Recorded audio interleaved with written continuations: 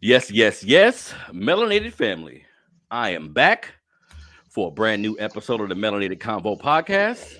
It's time to get into it. Today on the show, this is the second time the brother has been on my show. This is the second time the brother's been on my show, but it's necessary right now, man. Everything we going through in our community. I'm here in Sacramento, California. There's been some shootings here as of late. All this trauma, we need to kind of break down who's responsible for what's been going on. So on the show today, I have a brother, Philippe Shock Matthews, known as REV Shock, is a peak performance metaphysical trainer who in the last 35 years has personally interviewed over 2,000 thought leaders, change agents, experts, authors, and scholars. Rev. Dr. Philippe Shock Matthews is a minister of metaphysical science and in psychology and the founding minister philosophy, and the founding minister of the first frequency of oneness, science, manifestation, and prosperity. Go to his website, firstfrequency.com. This is just on some real shit. This is one of the best websites I've seen. Just as far as the amount of information, the ease and accessing the information. Yes. All my black people out there, man, if you're interested in learning, if you're interested in getting a bar of our history, changing your mindset, this is one of the brothers I admire, and I definitely recommend you go to them. So go to firstfrequency.com today. But on the show, none other than Rev Shock. How you doing today, brother? I'm good, my beloved brother Harrison. It's good to see you again. Good to be with you as always. Yes, sir. Yes, sir. So I wanted to have you on the show today, brother, because as we were just having a conversation, over the past month, there's been multiple shootings here in Sacramento with involving young black people. Let's get right down to it. It's been involving young black people. People in our community, at times, they don't know which way to go. They say, hey, this is a systemic issue that needs to be addressed. Then we got a whole bunch of black folks saying, no, it ain't. We just need to kill each other. It's just black on black crime. We got a whole bunch of brothers that take that route. So I'm in the middle like, yeah, both of y'all got some truth to it, but how about we just look at the root of all of these problems? Why are we always removing the root of the problem? So talk to me, Rev Shock. Why are we so reactionary? Why are we so quick to forget how we got to the place we're in right now? So in my ministry, we there's a theoretical framework I produce called the Four Frequencies, and I got it. Actually, it's a U.S. trademark, so it's an actual trademark theoretical framework. And one of the pieces of the framework is what we call fourth frequency, and I'll explain all of this in a moment. But the fourth frequency is what we refer to as that real nigga out here in these streets. It's the lowest level of social engineering that has been put upon us. So let me start out by saying, niggas are not born; they're made, because we ain't niggas. We have been socially engineered to be the lowest of the low. This is known as axiology, which is the study of human values and how the environment that you're in shapes your values. Well, for 500 years, our environment has been systematically engineered and shaped to create the thug, the thought, the bitch, the hoe, the baby mama, the baby daddy, the nothing ass nigga, the bitch ass nigga, the broke ass nigga. We are manufactured of whiteness, of this system, and yes, it's systemic. Now, you mentioned earlier about the brothers, and we were joking in the green room. You mentioned about the brothers and sisters said, "Oh yeah, it's not that. It's just black on black crime." So we know we got. So what happens when we get money, when we get that little Lexus or that BMW, we start whiting out and we start sounding like them. And in our framework, we call that third frequency. Third frequency is, for lack of a better word, the coon. It's the sellout. It's the one that's white compromised. But to the defense of both third and fourth frequency, using the Afrocentric science of Du Bois, they are suffering from a double consciousness. And double consciousness is fascinating because as I have studied this concept of double consciousness, it's a trauma-related response to an environment and a people that everything around you is trying to kill you. And so the body is designed to seek pleasure and avoid pain. Whiteness causes us pain. So we avoid it, even to the point where we will deny it. Those are your third frequency people that are sitting up trying to deny it. Look, I got my Lexus, I got my house, I got my red bottoms. Okay, I'm just going to be over here laying in the cut because I don't want to go out there in that because I know what can happen. So I'm going to code switch. I'm going to sound like them. And by the way, code switching is when we, you know how some of us, when we're around white people, we sound differently, talk differently than when we're around each other, right? Mm-hmm. Well, here's the thing, Brother Harrison. That ain't healthy.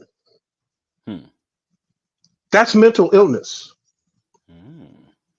We're not supposed to be different around people. We're supposed to be who we are. Mm-hmm. But you can't be who you are. You can't be black, truly black, or in my opinion, African. But then you, because of that third frequency, I don't want to be African.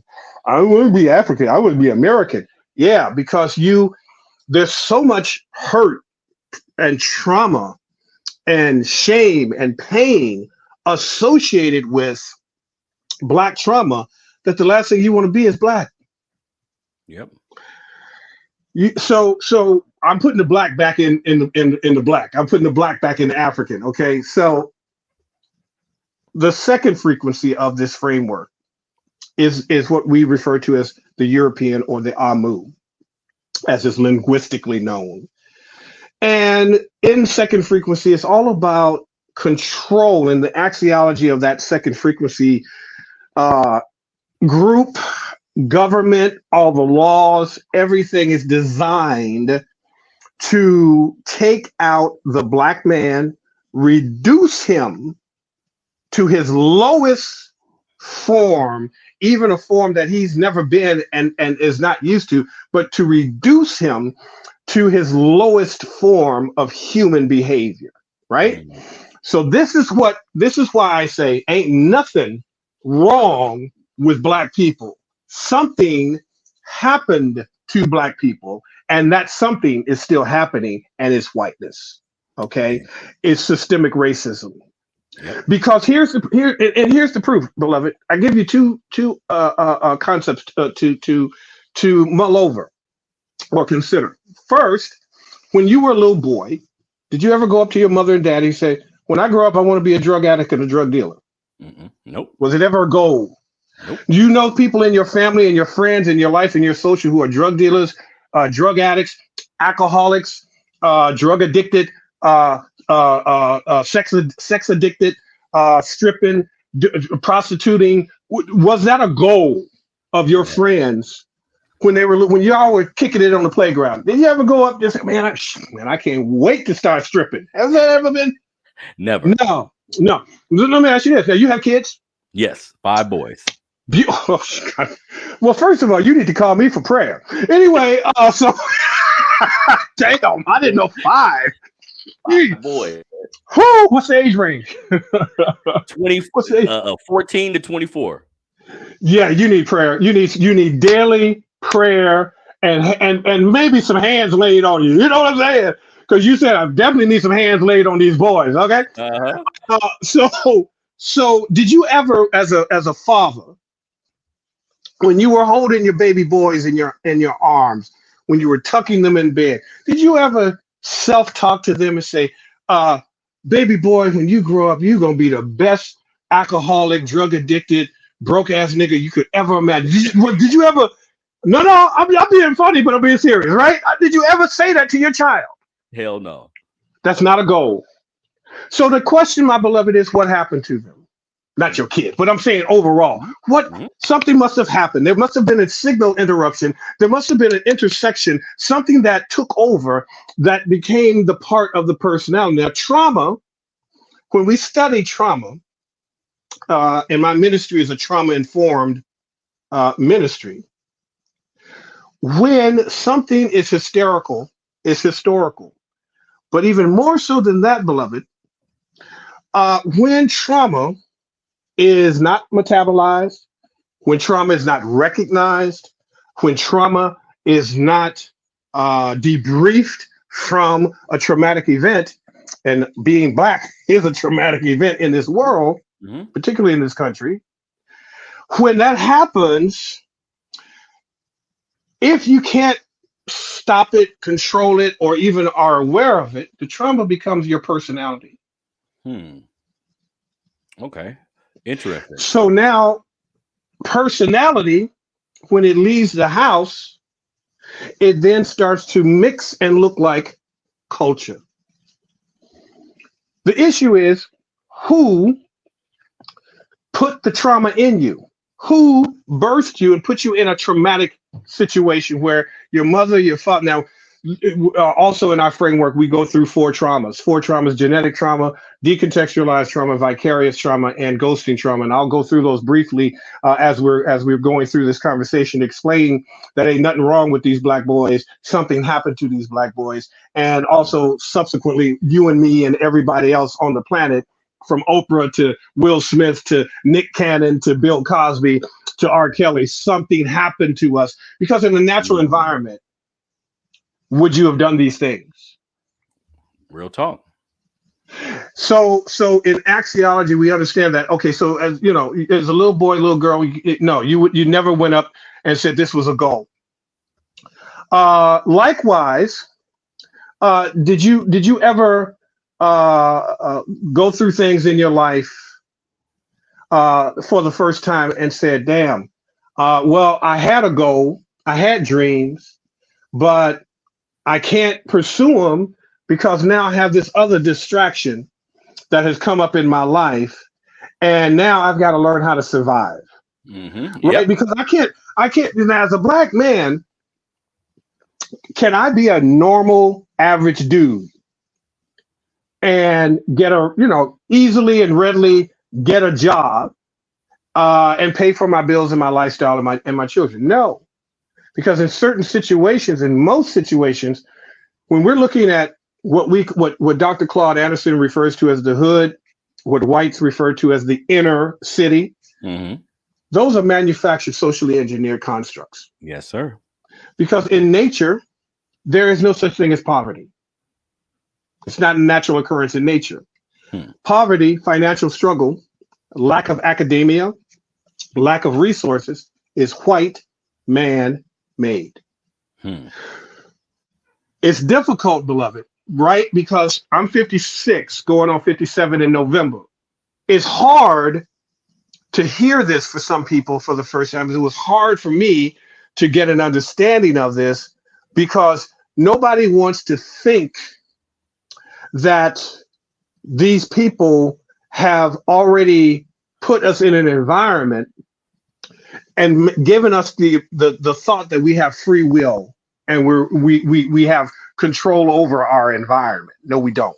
We have control over our mind, but if we don't know our mind because the environment stopped us from being able to solve our problems, then we become complicit in our problems. Now, watch this. So we talked about four of the frequencies, right? We talked about the fourth frequency. We talked about the third. We talked about the second. Of course, the first frequency is our true selves. It's our first, because all my research, this has taken years and years of research, but all of my research leads back to the fact that not only is God, or in the proper linguistic term for God, because God is a Germanic word, Amma is the actual term for the creator. Amma is black because it's carbon based, and Amma created an African first. Why? So that it would have and produce the strongest, most venerable, most durable species of human that can replicate and duplicate and has populated the entire planet. But whatever nature throws at it, it can handle it, which is us. We're the strongest of the strong, the best of the best. That's why we survived. No other race survived the impact of second frequency. In other words, even an Asian, a Hispanic, their own that they practiced on and perfected chattel slavery and torture during the Middle Ages and Dark Ages before they landed here on this continent. No one survived. Everybody was dying in their teens or 20s.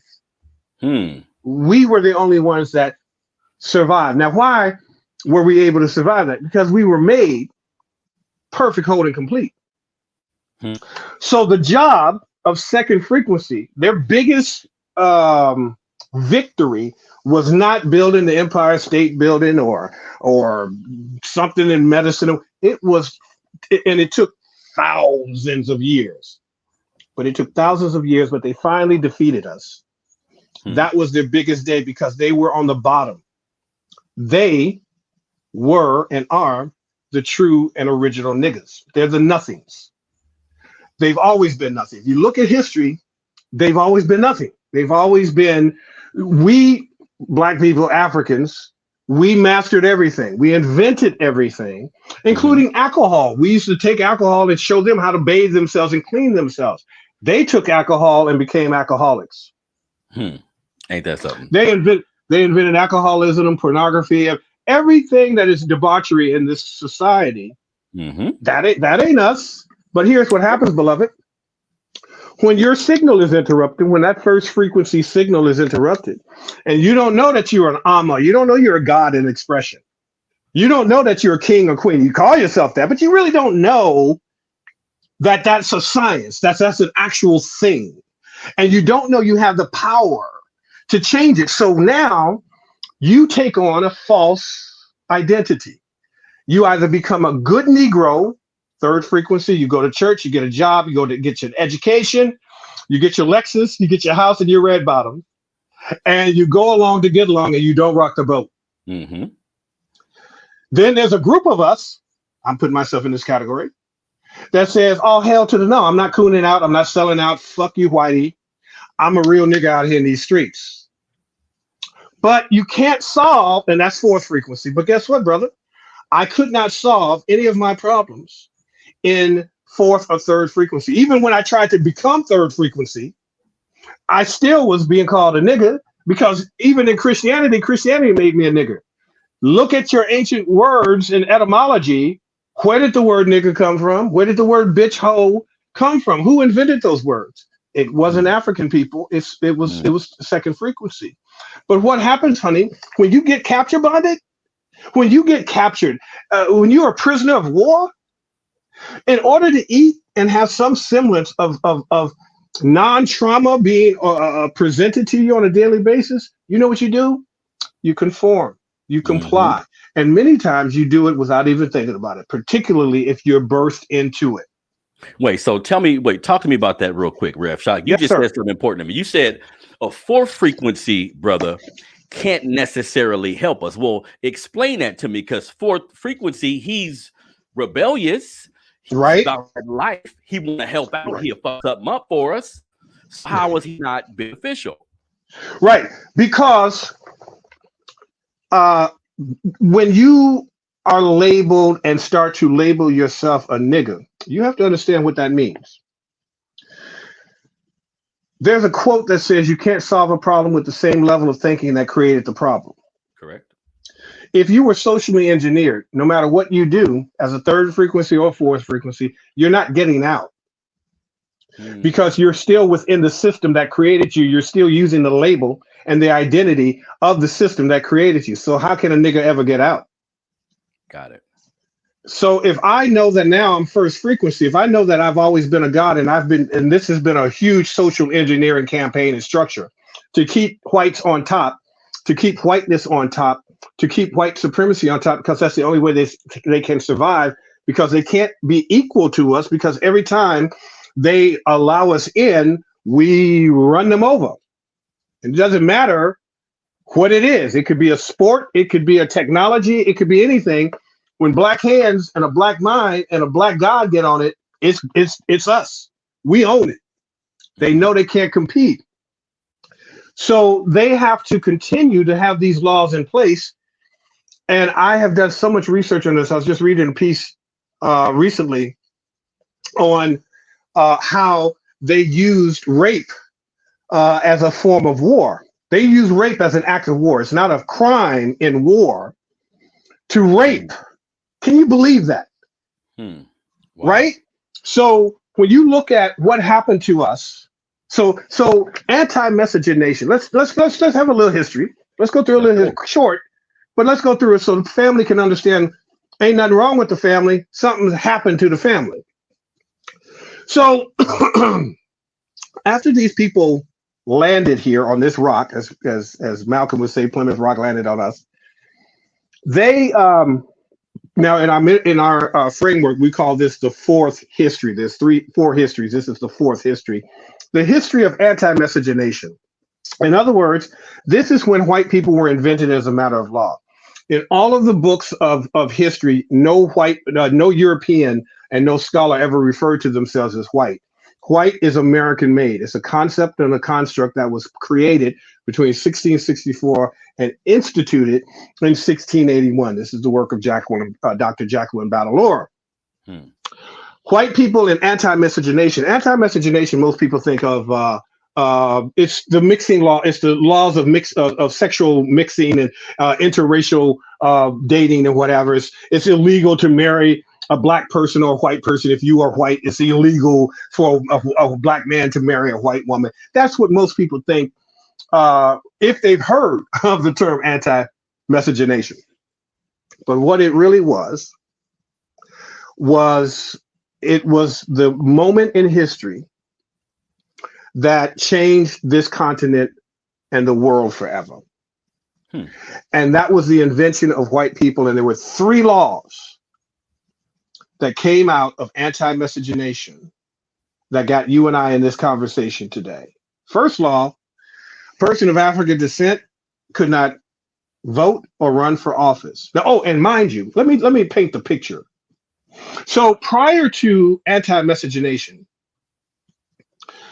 blacks or Africans, Europeans, and all or whatever other races were there, worked together, dated, married. Black people, Africans owned slaves and indentured servants. Whites owned slaves and indentured servants. Everybody was equal. But the problem was, again, if it's African, we are going to be the best of the best. So guess what happened? When the planters, the masters, the tobacco plantation owners started making all of this money off of free labor or indentured labor, which means that there's a certain time frame that you're indentured and then you're free. And again, this was black and white. This is prior to anti-miscegenation. But what happened is that many of the European women got that jungle fever. Mm-hmm. They saw these big ass, they never saw none of shit. You know, family show, I know some church people are watching, so I got to be careful, but they ain't never saw nothing like that in their life. You know what I'm talking about, goddammit. You know what I'm saying? You know, like Bernie Mac said, I'll pull my stuff out, this room goes dark. You understand what I'm talking about? They never saw nothing like that. And so these white men who had money and power were like, why are you, white woman, marry a European white woman? Why do you want them, a slave, an indentured servant? Well, because Seymour be putting it down. That's what it is, So this created just huge layers and levels of hostility toward the African man. And white men, now called white men, wanted access to not just their women, but our women too. So they created anti-miscegenation laws so that they can have access to every female. And we could not. We at that moment could no longer defend ourselves. So let me go back now. Just want to paint that picture. So let's go back to these three laws. First law, you couldn't vote or run for office if you were African descent. Second law, you could not own guns or gunpowder. So you couldn't eat, you couldn't hunt, you couldn't protect your family. Now I'm going to go back to that. So I want you to tell me to go back to that because there's a major point in that that I want to make on that. But the third law, the worst, A person of African descent could no longer take any type of legal action against this new designation of humanity called white people. So at that moment, beloved,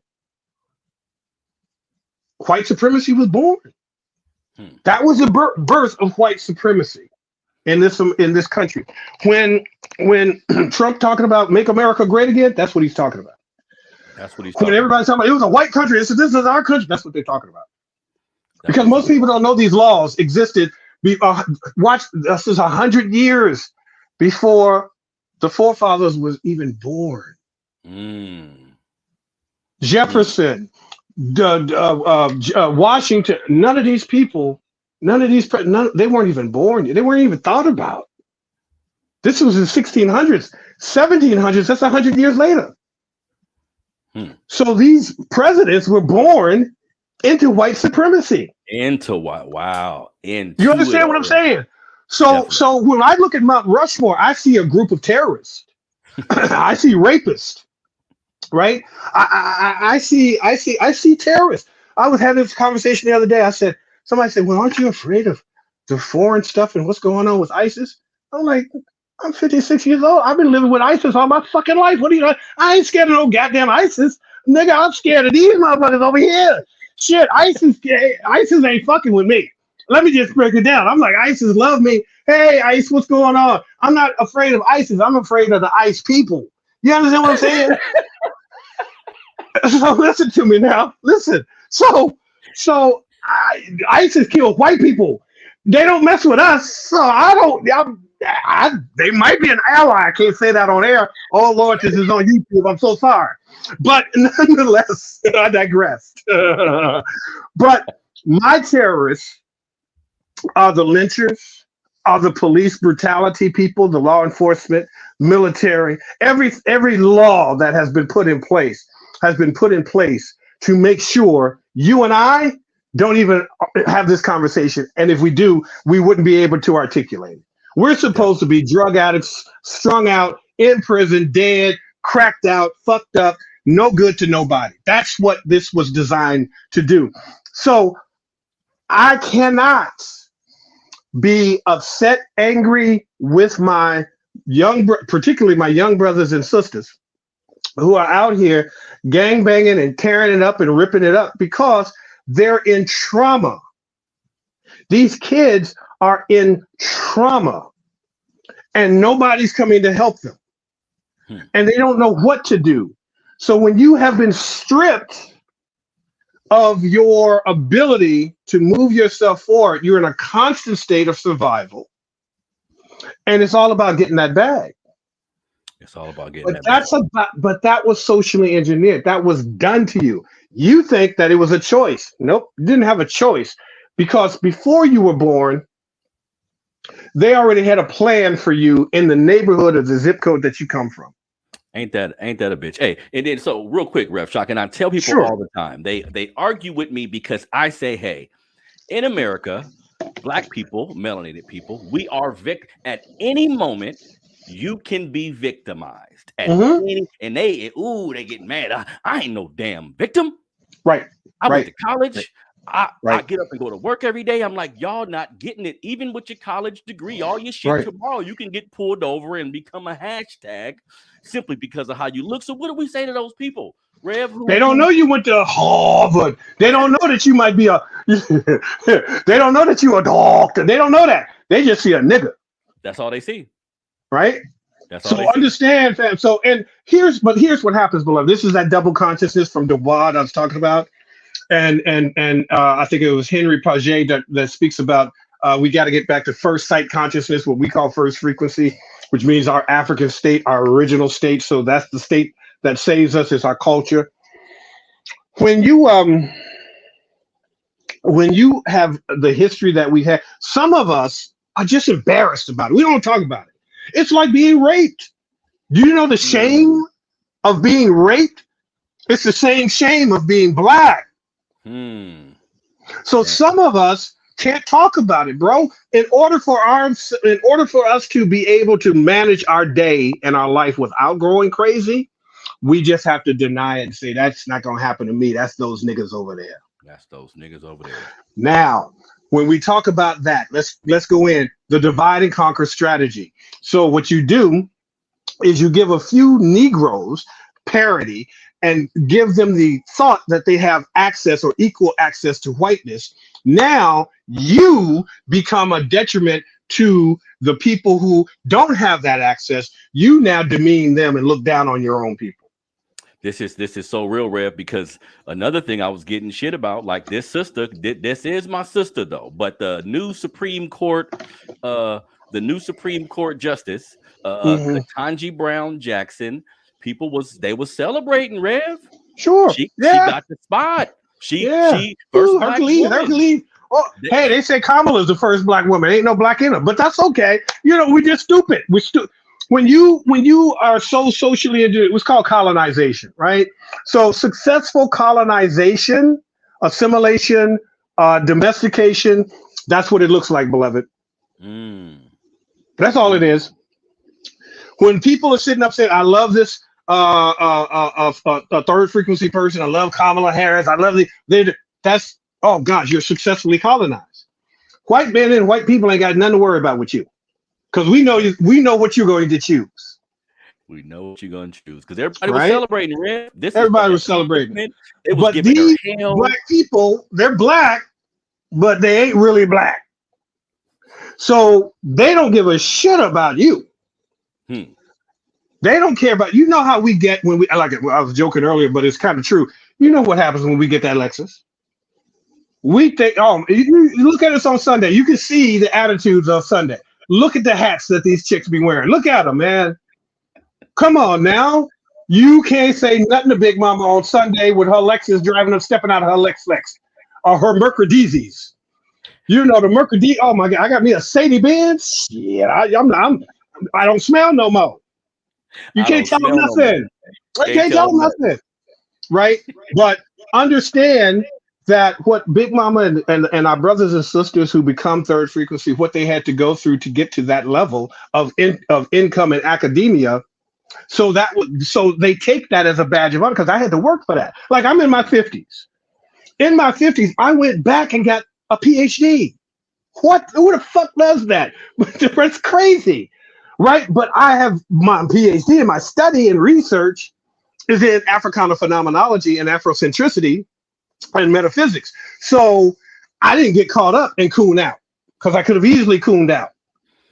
Easily, right? Because we don't understand, we get it conflated that income doesn't make you not a nigga. It just makes you a less of a nigga, but you're still a nigga. Yep. And then when we look at so how do we get, if we have a fourth frequency brother who his energy is going in the wrong direction, but some of these brothers I would consider to be like our warrior class. No question. On over. No question. So how do we get a fourth frequency brother to the first? Back home to first. Yeah. Amen. Let the church say amen. All right. So what we got to do. And let me say this. Fortunately or unfortunately, whatever side you're on, I believe from my studies and from my own personal journey, fourth frequency is closer to God or Amma than third. I was going to ask, what was the difference? Well, and here's why.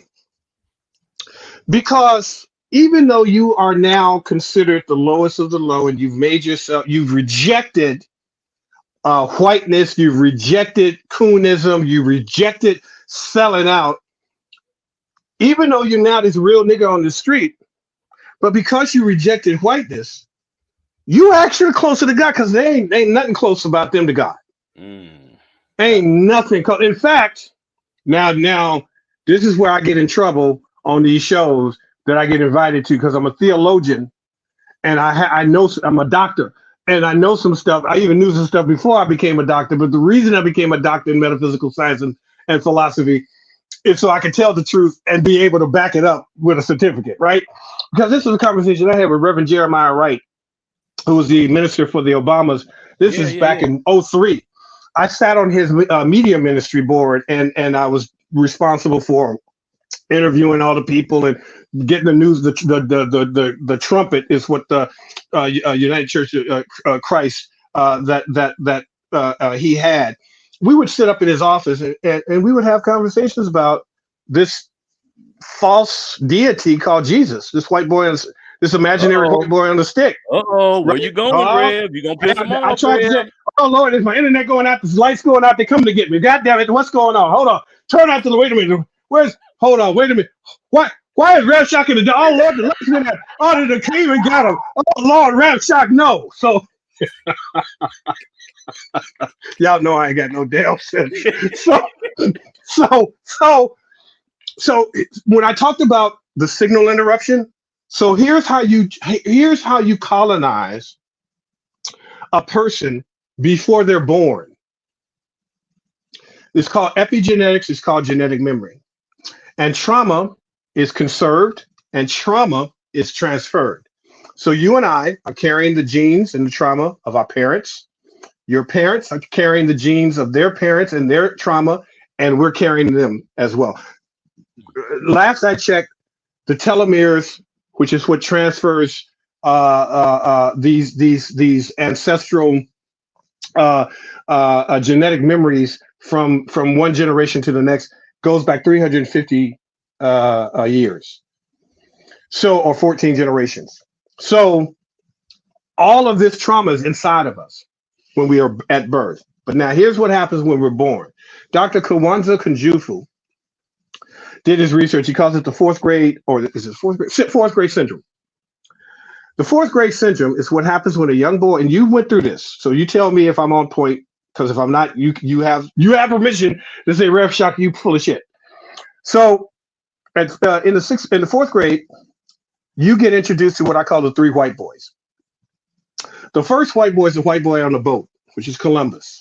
Mm-hmm. The second white boy is the white boy on the stick, which is Jesus. Yep. And the third white boy is the white boy in the sky, which is God. Yep. When those three white boys come together, it creates the white boy in the cell. It becomes genetic. It becomes epigenetic. Now, here's why young black, and I'm going to ask you, did this happen to you? Definitely. Was there a point when you started to rebel and just didn't give a fuck about school because you weren't dumb, you weren't stupid, you just didn't give a F about what they were teaching? Mm-hmm. Didn't give a but F, in their system, exactly. That's signal interruption, that's colonization, that's assimilation. Mm-hmm. Okay, so that's when it happens. So your mother and father are taking you to church to meet and greet this white boy on the. You know, when we first went to church and we looked up at that dude, we were scared as shit. Like, who the fuck? No, mama, no. He looking at me. He got blue eyes and white. Ain't nobody in my goddamn family got blue eyes and long white. What the fuck, mama? This ain't right. So. We're kids. This is what we do. How many of you had this experience? But it's that process. It's so you're not gonna go against mama and daddy. You're gonna get your ass beat, right? So you now start to justify that this is the reality that you're in, and you're no longer. Where did your blackness go? Where did your culture go? Where did your African culture go? It's gone, baby. Now, in that moment. Beloved Harrison, in that moment, you get two choices. You go along and get along and become the coon, or you become that nigga out in the street. That's the moment that our signal is broken and interrupted. Nothing's wrong with us, my brother. We've just been interrupted.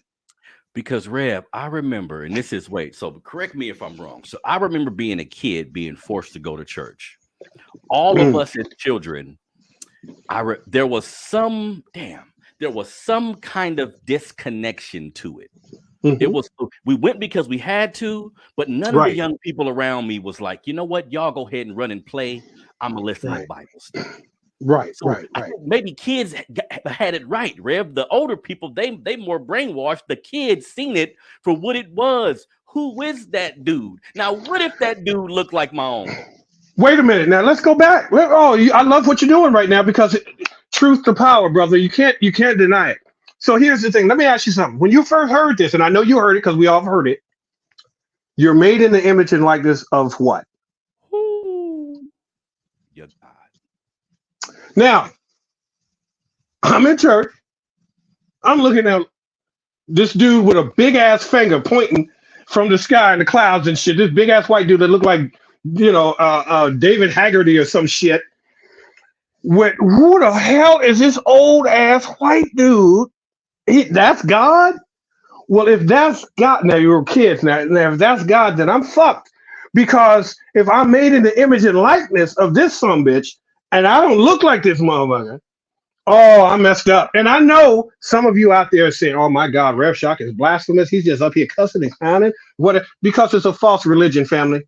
And a false religion has to be damned. It has to be cursed. Ooh. Because you were born in a lie and you're living a lie. Okay? And I want you to wake up and find out who you really are. You've always been a God. You were made to be a thug, a thought, a bitch, a hoe, a no good ass nigga. You were manufactured and socially engineered. That's not who you are. Ooh. It's never been who you are. And they know who you are. That's why they have these laws in place to keep you in your place, to keep you from forgetting who you are. Go ahead, brother. Real quick, Rev. Can a black man or woman be truly about our revolution? Like they with us when the shit about to go down. Can they be with us and pray to Jesus every night? Can they do both? Nope. Nope. You can't solve a problem with the same level of thinking that created the problem. See, that's why we call it a framework. If you were born, let's say you were born in Jamaica, you'd have a different concept. Ain't that of the creator? If you were born in Canada, you'd have a different concept. Yep. If you were born in Switzerland, you'd have a different Germany or Russia, you'd have a different concept. You see, you think this American shit, this is real. Nah, this. First of all, America is probably the most unreal country on earth. It's the most fabricated country on earth because here's why. And here's why they don't like critical race theory. I was going to talk about that. There's no happy ending because there's no happy beginning. Oh. There's no part in their history, brother, where they don't look like fucking terrorists. How do you come over to a country and first of all, let's take it back to 1492. Here's this white punk coming over talking about I discovered America, and there's millions of Africans already here. Now, don't get me started in the Africans before the Native Americans. The Africans were here first. They turned into the Native Americans. That's another time for me to come on the show. But you kill off. There was a slogan that says the best type of Indian is a dead Indian. Because you were so stupid. You thought it was India and it was actually America. You just called them Indian, so that's why it was Indian. But these were African people because we had populated the entire planet. We lived everywhere. There was no spot where Alma's children were not. You come over here and you kill off the indigenous people. Well, first, let me go back. You send a couple of ships over as almost like a courtesy, but really what you're doing is recon. So you come over, you get off the ship, you party and drink, we give you food, we give you love, we do all the things. Hey, these white people, these Europeans, well, not white, these Europeans, they're not that bad. They're not that bad. All the while, they're scheming on how to fucking make you a slave and take your country from you and your land. That's why that's why everything's about the land and property, because that's all they have. You take that from them, they go back to being what? Poor white trash. Right? Now, don't get it twisted. There's a book called White Trash. It's about 500-600 pages. If you really want to know what happened to white people on this continent and before and how they became white trash, Nancy Eisenberg, who's Jewish and white, wrote this book. So I'm not doing it in a derogatory way. I'm telling you, this is the study.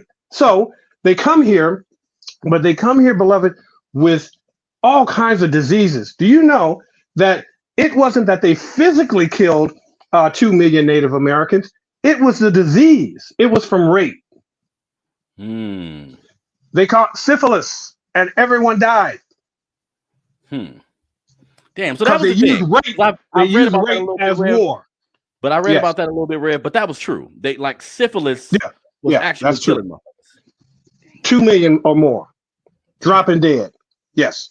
Yes. Yeah. Damn. This is extremely interesting, man. And all things we need to know, Rev. And we scared of this information, man. Yeah, we are. And you know, the other problem though, beloved, and I struggle with this every day because I was the dude that didn't know my history. But I'm gonna be honest with you, Brother Harrison. Even if you know your Black history, it ain't enough. You need to know how these motherfuckers operate. You need to know white history. You need to know European history. Oh. So I'm going to put that out there for our kids, for our children, and for parents. Oh, that's deep. It's no longer enough to know your Black history got you to civil rights. You're going to have to know all history in order to get to the promised land. It's not enough anymore. It's not enough anymore, beloved, because now that I understand from so many different disciplines, so many different areas, from psychology to neurobiology, memetics, axiology, metaphysics, theosophy, theology. There's so anthropology, archaeology, paleontology, linguistics, all of this in the original African brain was melded together. When we are birthed into a separated system, these are called separate disciplines. And so if you don't have one discipline, if one discipline is what you go for, which is theology, oh, Jesus is going to come back and take it away, you are going to be a victim. Because you don't know the other ologies and disciplines that you need to know. This is called spiritual development theory. So in spiritual development theory, there are 4 levels, Brother Harrison: lawless, faithful, non-believers or agnostic, and mystics. Now, the original African were mystics. We were always, because we invented metaphysics. Metaphysics is Jehuti. Metaphysics is a spiritual science that we had already mastered called Ma'at. Yep. But we don't know that, do we? So they know that, and they realize because they're lawless. Lawless, they don't have a faith. You can't be a lover of the Creator and kill the Creator's creations. True. You can't be of God, about God, and when you die, you ain't going to see God if you kill God's original people. Ain't that something? If you enslave God's original people, you ain't going to heaven no matter what the fuck you think you're going to do and how good a heart and how many fucking pies you baked. Your white ass is going into oblivion. You ain't coming back again. We come back because we are ancestors, because that's what God created and put in us. It ain't in you. Because if you kill God's original people and enslave God's original people, you really ain't shit. And so now, this is why I get in trouble all the time, Brother Harrison. But everybody wants to talk to me because it's like, let's go. We doing it on here, baby. Let's go. Keeping that shit real. I like Rev Shock. Rev, I've been on the real with this shit. That's what I've been saying. I can't say it because I get shot. But anyway, so listen to y'all know I'm crazy. I was dropped a lot as a child. Now, when you look at this intersection of when they came out of the caves, I'm not going to go through all that history. I can come back and give that to you. But I just want to give you this understanding of this is what has happened to us and how we got here. That Black history is not enough. You got to know where these people came from, what their worldview is. And Dr. Frances Cress Welsing, she was so ahead of her time, but I think around 69, 70, she came out with the ISIS Papers, which was a collection of her essays, her observations as a child psychiatrist, right? Highly educated sister. Well, she found out, or if not found out, she basically taught us of this concept of recessive genetics and genetic annihilation. I don't think we've heard those terms before prior to her arrival on and in our experience, right? So here's what I've learned, though, from what it means to be recessively genetic or genetically recessive.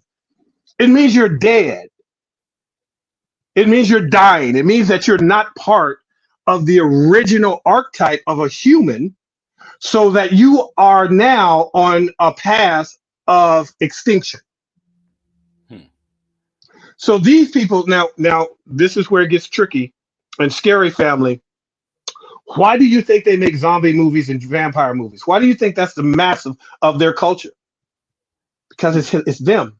They're the Walking Dead. They've always been. Art, that's deep, are facts. That's why they call them artifacts. What's the art of the Amu or second frequency in this country and in the world? Game of Thrones, vampire movies, zombie movies. That's their story. Those are their nightmares. We never had nightmares in Africa because there's nothing to be afraid of. Lions, tigers, bears, oh my, those were pets. Those were pets. Ain't that something? We weren't. What trauma were we under, bro? Talk to me. There was no trauma. There was no lynching. There was no raping. There was no killing. There was tribalism. Okay. There was no genocide. Yeah. There were no anti-miscegenation laws. Name. I'm gonna give you a challenge. I'm gonna do a Cat Williams on you, right?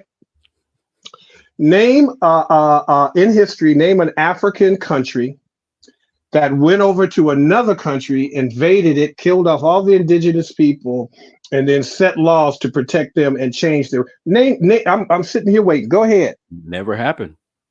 Huh? Never happened. Right. So understand, this is our problem is not us, it's them. And mothers, if you're listening to me right now, you got young boys out here gangbanging and what have you. I was just gonna go there. You read my mind. Get a book called My Grandmother's Hands.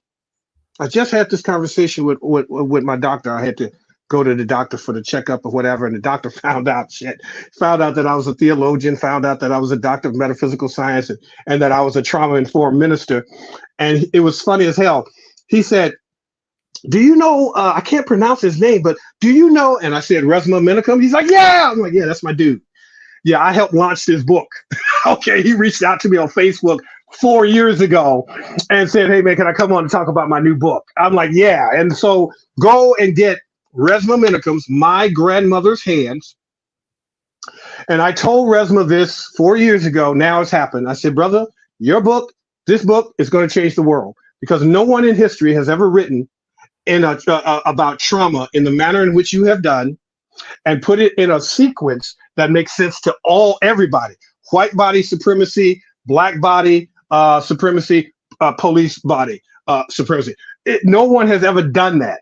He did it, and that's everybody who asks me, well, Rev, what should I do? That's the first thing you need to have a framework so you can understand what has happened to you, so then you can tell your children what happened to them. Definitely. And say the name of that book one more time, Rev. My Grandmother's Hands. My Grandmother's Hands. And My Grandmother's Hands. Resma Minicum. Go on YouTube, search My Grandmother's Hands or Resma, RESMA. He did a piece on Breakfast Club. Because I was there. I said, brother, you got to get on BK. You got to get on BK. So he finally got on BK. I was so happy, because at that point I knew there was going to be some black people that's lives are going to be saved. Man. Because here's what's happening: the ones that are killing each other in the street is one thing, but now we have a new phenomenon that is occurring, and that is our black boys and girls are killing themselves. Very true. Suicide is at an all-time high in the black community. That's never happened before. That's never happened before. That is a sign of what we call, in order to be hopeless, you first have to be helpless, right? So there's a science known as learned helplessness. I don't know if you've heard that term, but learned helplessness leads to learned hopelessness in behavior. So if Hmm. I'm hopeless, I have no reason to be here because it's never going to get better. It's never going to work out. Why am I even here? That's being done to you. And I want you to know that's a lie. So I was just talking to my queen. One of the things that I'm an internet dude, so everything I do is on the internet. But I realized I probably need to go out here in the community in Sacramento, probably hook up with you, and go to some of these churches and schools and talk about trauma, so these kids can understand what is happening to. Because there is no such thing as a bad kid. There's no such thing as a bad black person. There something happened to them. And you know this for a fact, and you said it earlier. These brothers and sisters are warriors, but they've been made illiterate, so they don't know how to. Some of them don't know how to read or write, but they just know how to survive it and articulate enough in their environment. That's why they use mumble rap and hey bro, what's going on, bro? How you doing, bro? Right? That's a sign of the genius of the African mind. Even though it's been stripped of academia, education, and literacy, the African mind will always be able to communicate. Because these kids have language that only they can communicate with, and it's almost telepathic. That's the genius of being first frequency African. So don't sit up and say, they ignorant. No, they're not ignorant. They're the most intelligent people you could ever imagine. But if you don't know who you are, and you don't know what happened to you, you are part of the problem. You become complicit in the destruction of your own people. That's interesting. So what else, Rev? What else can a young black single mom? She got two boys, 18 and 19. They run in the street. Daddy ain't around. She didn't read to them when she was when they was young. There's a lot of stages she missed. She could have been going through her own shit. Besides getting that book, because I understand researching and reading can definitely help us all. Besides reading that book, what are some practical things she can do for her son? You sound like this is somebody you know, goddammit. I'm just a little concerned. That's a lot of detail up in there, bro. That shit. That's a profile, is what I'm saying. That's you know this person, okay? She's about 5'6". She's got long curly hair. She's got two sons, one 19, 18. They're about 5'6", one is 5'7". I'm like, nigga, what are you doing right now? What is this? I'm messing with you. I'm messing with you, Harrison. I love you so much. You're so funny. But I'm like, dude, that's somebody I know. I'm just saying, No, but in all seriousness, that's one of the problems. So maybe if you don't read, get the audiobook. But if you can't get the audiobook and listen, you need to find someone who is trauma informed, because this is important. And I just had this conversation. Do not go to a psychologist. Do not go to a psychiatrist, because all they're going to do, even if they're a black psychologist or a black psychiatrist, if they are not trauma informed, and you must ask this. So write this down, write this term down, trauma informed. And you ask, are you trauma? If they don't have extensive study on trauma or even a certificate that they can show to you, all they're going to do is put a Band-Aid on your wound, because they can't solve a psychological problem that's stored in your body. Trauma is stored in the vagus nervous system. It's stored in your body. It's like a plaque buildup. This is why in our 50s we have heart attacks, strokes, diabetes. We die not from bad habits and bad eating. We die from stress, accumulated stress. This is called racial battle fatigue. So that's what kills us, and that's why we have what's called comorbidities, or why in the medical community they say, well, are you African or African American? Because if you're African American, you have certain ailments, because it's due to racism. Racism is what kills us. But people don't understand it. You think you just got the sugars. No, that's from racism, bro. Accumulated over time. From the genetic memory of your parents and grandparents and slavery. Oh, I got heart palpitations, heart attack. That's from racism, bro. God damn, you can link everything back to these vicious motherfuckers. And I was telling I did a video the other day about like pimping. I did some research on pimping, and I was like, you invented prostitution. I said, hey, who do you think invented prostitution? Come on now. This is some white supremacy shit. No, it ain't. Yep. Pimping was Yep. here. Black men, I'm like, no. Go back to we wasn't doing this, man. Stripping and get no. Where in our ancient history, shit, even in civil rights, where did we do that? We're all talking 50 years ago. We didn't do that shit. Yep. Understand something, Harrison. You know why women wear lipstick? You know why it was invented? It's so that lips can look like a vagina. That's why they made it. There's no lipsticks in Africa. We never did it. We never were. We had natural beauty because the Viola Davis is the original African beauty. But here she's looked upon as ugly. She'll tell you that in her autobiography. But lipstick is to look like the vagina to seduce men, which is where oral sex comes from. Do you understand? Watch this. I hate to do this, but I'm the dude, and obviously this is my designation and assignment. Brother, in slave breeding, do you understand the concept of slave breeding? Slave breeding, yes, somewhat. Okay. So when slavery became illegal, in other words, it was illegal to go over and capture people and bring them over here. And so that became illegal in the slave trade. So what they did is they started breeding the slaves. They found a brother. Let's say, okay, so I'm going to make it real. So they looked at you and said, well, you look healthy. You're strong. You're a good slave. You're a good worker. You can work up from sun up to sundown. You got good genes and good genetics. And then he's going to look at this sister that you mentioned. She's looking good. She looks strong. She's a good slave. But guess what? The sister that they're looking at, that they want you to breed with, is your mother. Or your sister, or your nieces. They got to keep that gene, those genetics, because remember, you're cattle now, you're property. So they're treating you using the same science as horse husbandry, right? So you're cattle.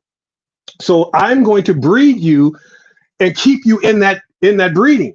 So I'm going to make you, Harrison, impregnate your mother to keep, so I can sell those slaves off, because you're not keeping those kids. Some of them you might, but I'm using that for slave labor and maybe to pay for my debts. If I get in debt as a slave master, I need to sell off some slaves, which is property. So I need to breed you with your mother or your sister, whoever is female, strong in the family, in that creed, in that group, in that family.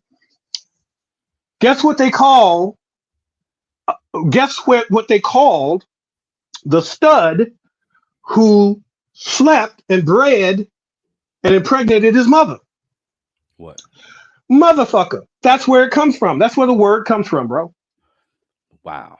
I did not know. God. You understand? So you understand who I am. I want you to know, when you brought me on, bro, I'm a beast. I'm a savage with whiteness, man. I don't fuck around, man. Yeah, I don't mince my words. I want my family to know what happened to them and what is happening to you. You are calling yourself and friends and family, because I know I did it, and I love me some Bernie Mac. When he did that piece, motherfucker is a noun. Okay, we use that word just as, hey, what's up, my motherfucker? How you doing, motherfucker, man? Dude, man, this motherfucker owed me. I gave this motherfucker $20 last Thursday. This motherfucker's still talking about, oh, nigga, I ain't got it. I'm like, motherfucker, please. So that's how we do. Yep. But we don't know the origin. See, this is why you have to study them, because that's not part of Black history, because we didn't invent that. They did. Damn. You understand what I'm talking about? You understand the severity of this? So now watch this though, Harrison, because here's something that's happening in our community.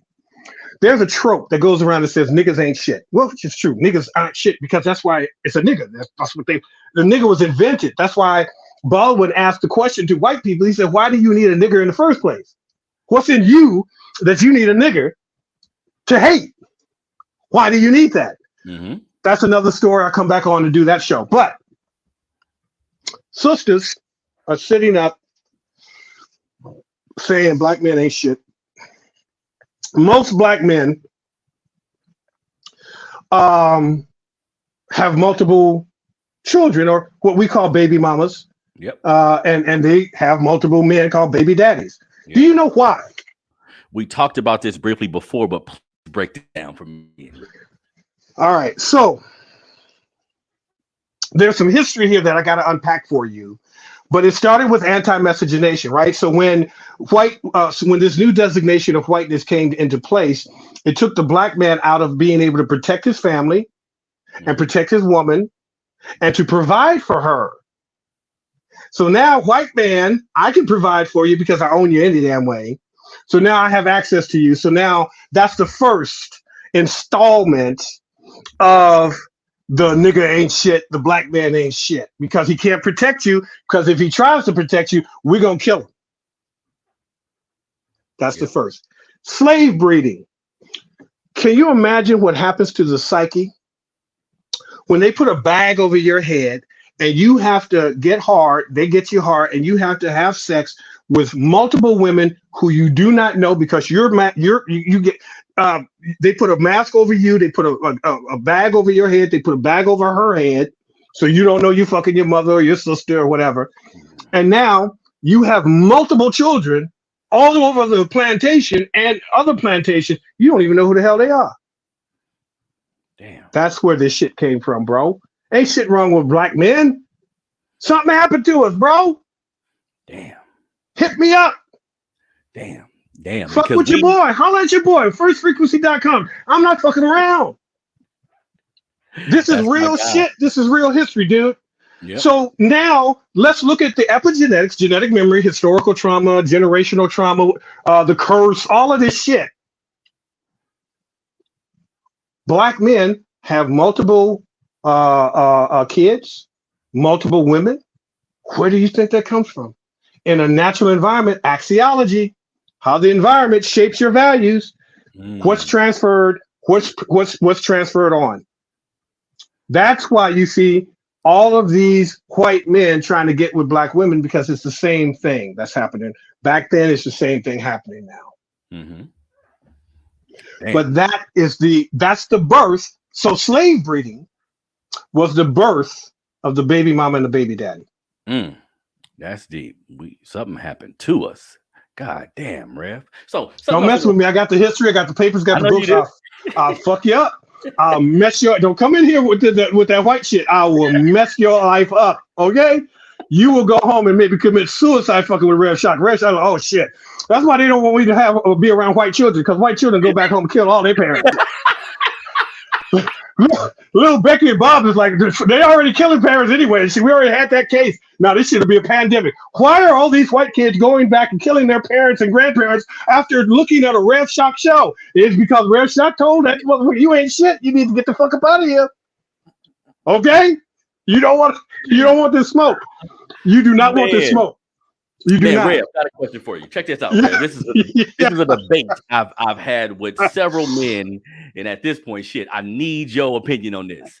Don't put me in the room with him. Don't put me in the room with him. I'm sorry. Go ahead, bro. What's up? Rev, can a black man be married to a white woman and still be a revolutionary? I knew you were gonna ask. I knew you. See, I'm gonna go Dave Chappelle on you, nigga. I'm in front of my family. Why are you gonna ask me a question like that in front of my family? No, real talk. Hell to the no. Hell to the no. Listen to me.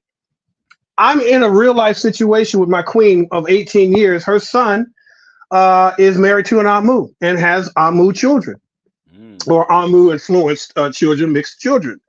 So it's real out here. But this brother is a Rasta. This brother is studied Black history in school, which of course is white history because it's taught by white people to Black people about their history, which is a joke. But nonetheless, this is what happens to you when you don't know who you are. When you don't know who you are, you don't know danger. This is why it's like, don't go in that, don't touch that stove because it's hot. What do? We're going to flux with that stove at one point, and then we're going to get, oh shit, I'm not doing that no more. There's no boundaries in that now in this situation. Because there's so many things happening, but no, you cannot. And I know some brothers, and I'm sorry, fam. Because I tried to make white work. I tried to make snowflake work. I never went out with one or married one or had sex, But I said, I'm trying, the problem that we have because of our axiology, we look at them and think they're us, which in a sense they are because they came from us, but they devolved. They became an anti-African. They became anti-first frequency. They became an anti-Christ, anti-God. That's why they had to make up a whole deity and a whole religion, false religion, so that they could matter and exist. There's no way in hell or heaven or any other thing would make me do that and betray not my people, betray myself.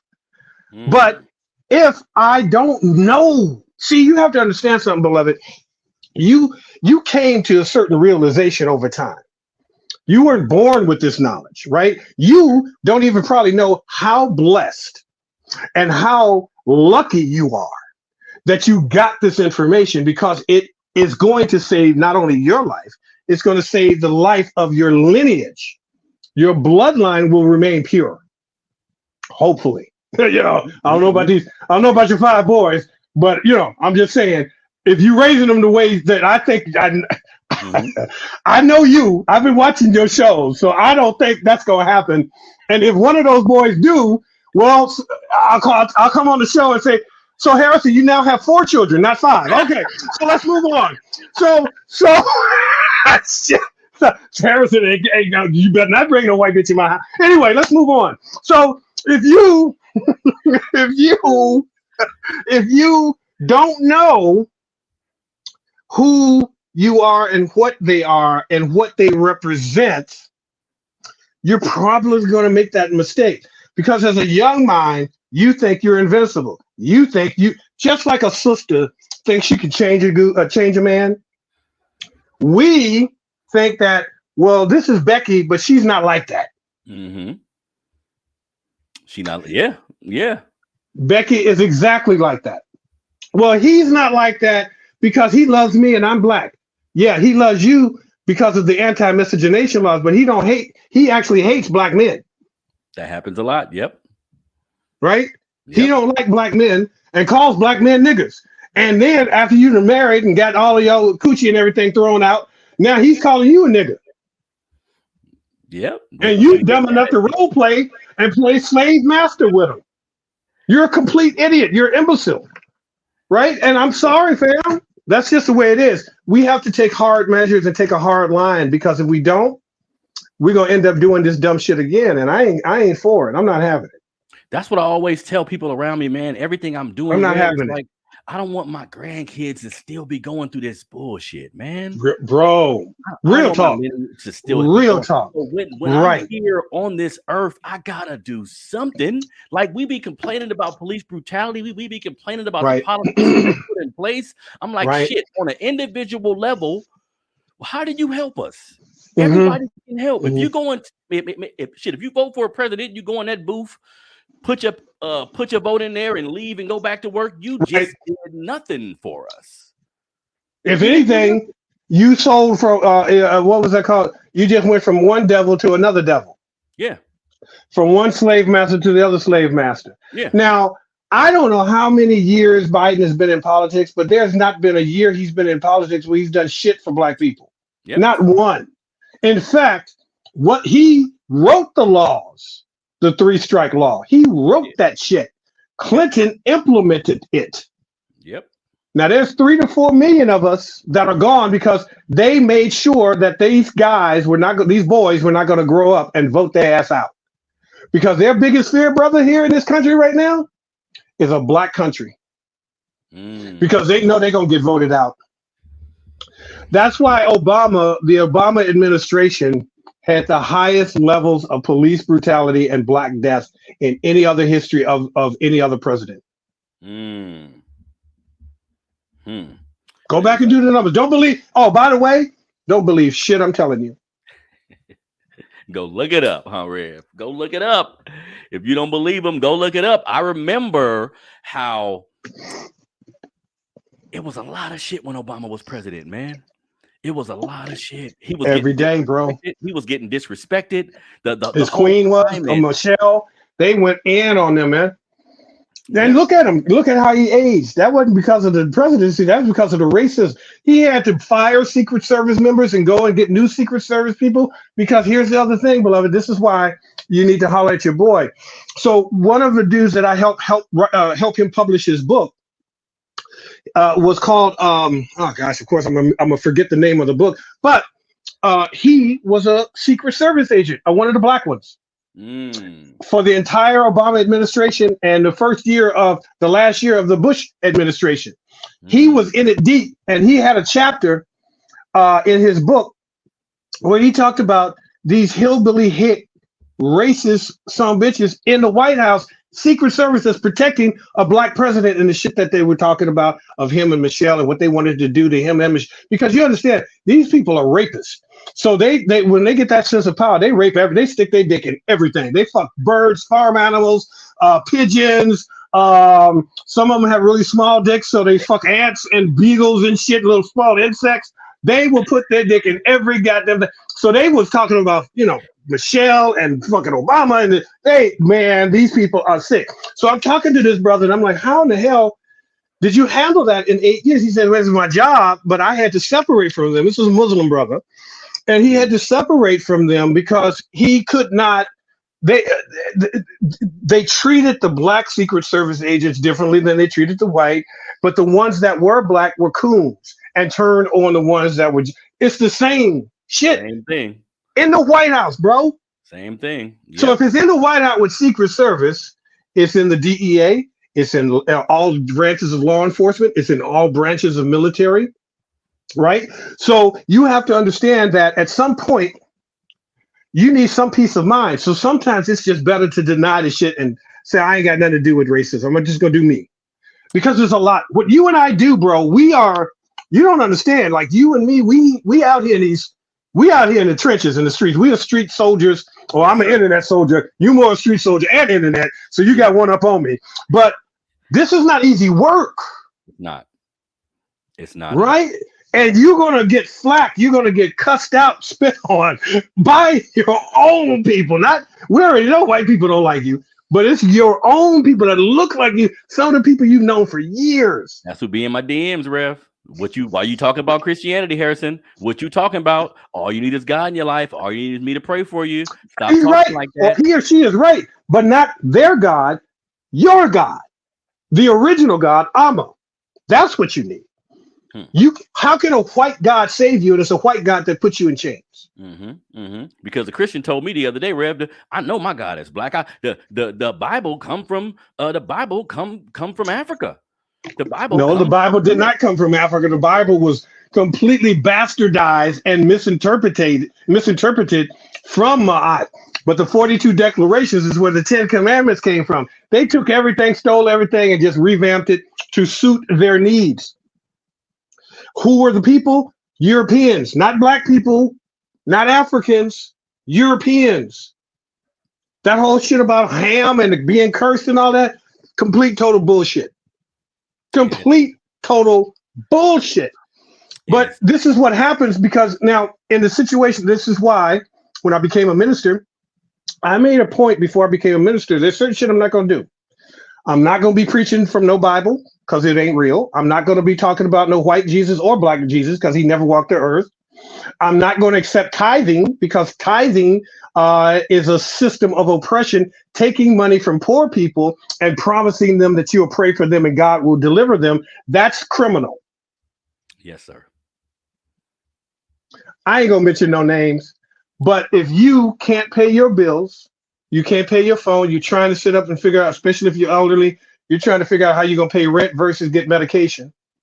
This preacher comes to you and says, I'm going to pray for you. Now, all you got to do is just give me 10% or a little bit more, and I'll connect you with God and Jesus, because I'm closer to God and Jesus than you are. My brother, that shit is criminal. That shit is criminal. And I have criminal. And I have a lot of family members, older family members who I love. And I know that they're like going astray. So it's difficult for me to have conversations with them about it. Sure. But I can see in their life path, when I look at their entire life I've shared with them, I've seen how the whole time, Rev, they've been waiting to go to heaven. So because of that, right. They didn't work with their kids. They didn't seek any wealth. They didn't there get it is. Right. Oh, I'd love you for this. To go to heaven. That's it, brother. That is it. They think that they're going to go to glory. So why fuck with any of this stuff here? Because I'm not in control of my life. I'm never going to be nothing, have nothing, do nothing until I die. That's successful colonization, capture bonding, Stockholm syndrome, assimilation, domestication. That's the goal. So those people that you just mentioned are the ideal model citizen of America that's not European or white. If you are the other, what you just described is exactly what they want you to do. Because they know they got you. If you believe in this shit, I got you. I'm gonna have your ass voting. I'm gonna have your ass watching CNN. I'm gonna have your ass talking about Donald Trump and Biden like they matter, like these old ass white men. It's gonna be another old white man in 4 years. Then what? You gonna get mad at him? It's the crazy shit, brother. But here's the thing. Now, let me do this so that because I know some family members are mad as shit because I came on your show and talk. You set me up. This is wrong for you. Why you do this to me? But anyway, holler at your boy, but don't yell. But here's what I told. Here's what I told a couple of white boys. Well, Obama is the reason that I can't get a job, and all these, and you people are getting all the jobs and moving ahead of us, and we ain't got nothing. And I looked at him and I said, excuse me. First of all, there is not one law that a black person has ever written or been allowed to write. You're poor and uneducated because you're dumb and because you're dumb and imbecilic. And don't blame it on Obama because you was a dumbass white boy. When Reagan was in office, you was a stupid motherfucker. When Carter was in office, you was a dumb bitch ass wigger. When Nixon was in office, you was a stupid ass white bitch. When Bush was in office, Obama didn't do this to you. Black people don't write laws, didn't make you impoverished and stupid and dumb. You did that. You did that. White skin, as they say. A waste of white fucking skin. A waste of sperm. Your mama should have swallowed your ass. I wanted to do comedy at one point and stand up. But anyway, so I just have to keep it real, man, because some of us don't understand. I don't want to use all the big, scholarly words and shit, like we learn. No, man, I'm talking to my family right now. And I'm hopefully that you and I in this conversation, maybe a life will be saved. That's the goal, Rev. Maybe a life will be saved, bro. Safe. We can't keep it safe. Everybody telling me to be quiet. Everybody telling me, hell no, man. Yeah. Well, guess what? Those same people that you're talking about right now, they told Malcolm X to shut up. I was telling people the other day, Rev. They told King. They told Martin Luther King, who probably is out of all of the civil rights stuff, is the coonest of the coon, or the closest of the close of the coon. But he did some shit, right? He did his. They didn't want Martin Luther King to be doing what he's doing. Some of these old black folks walking around like they be walking around celebrating Martin Luther King Day, talking good about Malcolm X. Y'all know y'all was scared when the shit was really popping. That's right. That's right. Actually, you was telling your son, that's don't right. you listen to that rebel rouser. Some old lady called me a that's right. That's called me a rebel rouser or a damn she called me something. I'm like, what the fuck is that? You have to Google it, look it up. Did you like what the fuck did you just call me? Goddamn it! You ain't talking about my mama, is you? I just want to know what the fuck you said. Yeah, some Christian people see what I do. Like, you a troublemaker. I'm like, wait a minute, but if I was preaching, you'd be sharing my video with everybody. Y'all know Harrison a preacher now. That's dignified in our community. You a preacher, you a deacon. Church dude came to me and he said, "I'm a doctor." I said, "Doctor." He said, that's why I became yes, doctor. Like, yeah. That's why I became a theologian, because I wanted to be able to. I'm the spook that sat by not just the white man's door, but our brothers and sisters' door as well, because they'll listen for a moment. Right? That's all I need is 5 minutes. If I look at you and say nothing wrong with you, something happened to you, God damn it, you engaged. There we go. Okay? And I can tell you what happened.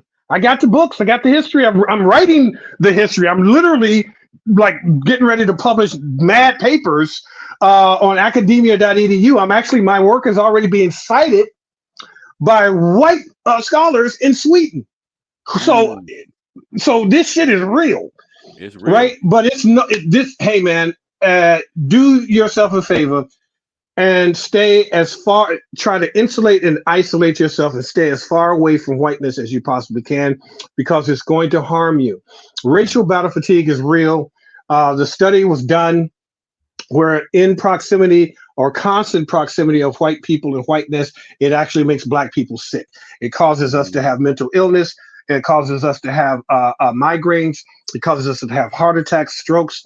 It causes us to have systemic chronic stress. It causes us to have PTSD. It causes backaches and back pains. This is documented evidence, peer reviewed. Damn. This is not my opinion. This is medical shit now. This is Dr. Elaine Ferguson, Dr.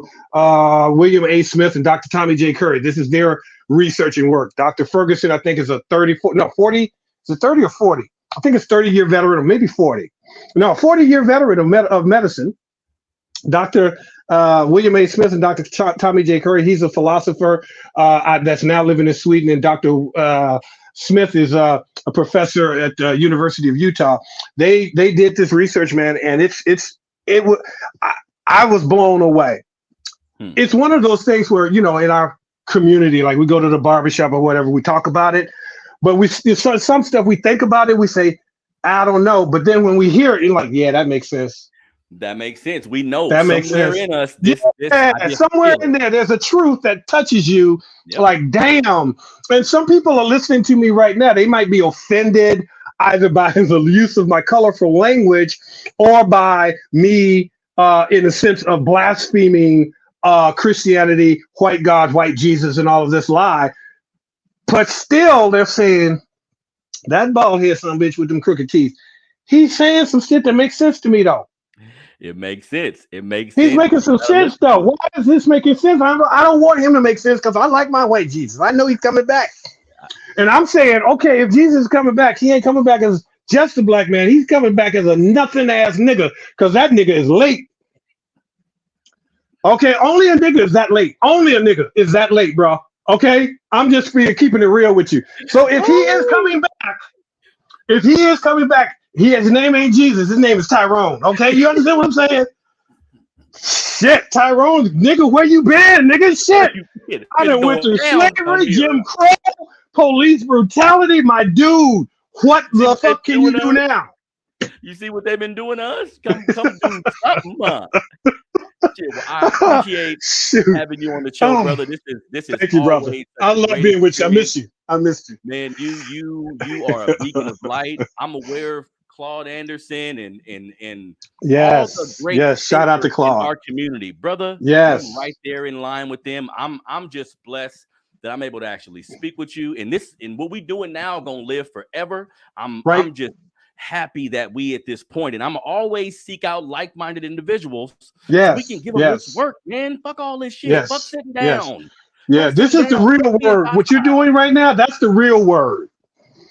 Yeah. That's the real word. This ain't the word ain't Christianity. The word is this work that we're doing right here and educating you, re-educating the miseducation of the Negro. This is the work that we're doing. Christian person told me you could have been a pastor. I heard your voice is so profound. I said, I am. Hello. Fact. About. Hallelujah. Ma'am. Hercules. Oh my God. Oh, what they do? Won't he do it? I'm like, God damn it, really? No, he didn't do it. You did that. Shit. Yes. Yeah, well, I want to thank everybody. I'ma did that. I appreciate you. This is my brother, REV Shock. Please, Rev, tell everybody, where can they find you? They want some of this game. They want a book. They want a lecture. They want some info. Where can they find you, brother? Right there. Firstfrequency.com, fam. Come holler at your boy. Come hit me up. I'll take you in a deep dive of education. Here's the thing. When you come into the room, when you come into First Frequency, you ain't going to come out the same way that you entered. There's a light that's going to click on inside of you. And for the first time, you're going to know who you are. For the first time, you're going to love yourself. For the first time, you're going to find out that you really are king and a queen. For the first time, you're going to find out that you're really a god or goddess or an Amma walking this earth. You're going to learn who you are and what happened to you. And you're going to learn, no matter what dirt you've done, you're going to learn, no matter what dirt has been done to you, that you're worthy of love. Ain't that because in your natural environment, you would act naturally. But in an unnatural environment, how could you act naturally? You're going to act unnaturally in an unnatural environment. Y'all better go to the website. I know some of y'all about to take this night class to learn how to sew, about to take this night class to get a little bullshit info. Don't do that. Go to firstfrequency.com and save your damn babies. Go to the framework. Go to the framework and you'll see what happened. That's it. How about we get serious about saving our babies? We real talk. Politicians. Real talk. Yes. Getting mad at police. Yeah, they ain't shit. Yes. What you gonna do about it? Exactly.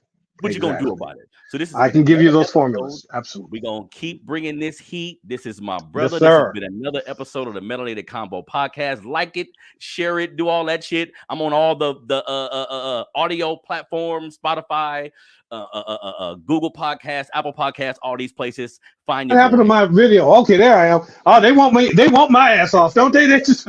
Oh, they found out. Goddamn, it's the Matrix. Goddamn, the agents are coming. Get off the air. Get off the air.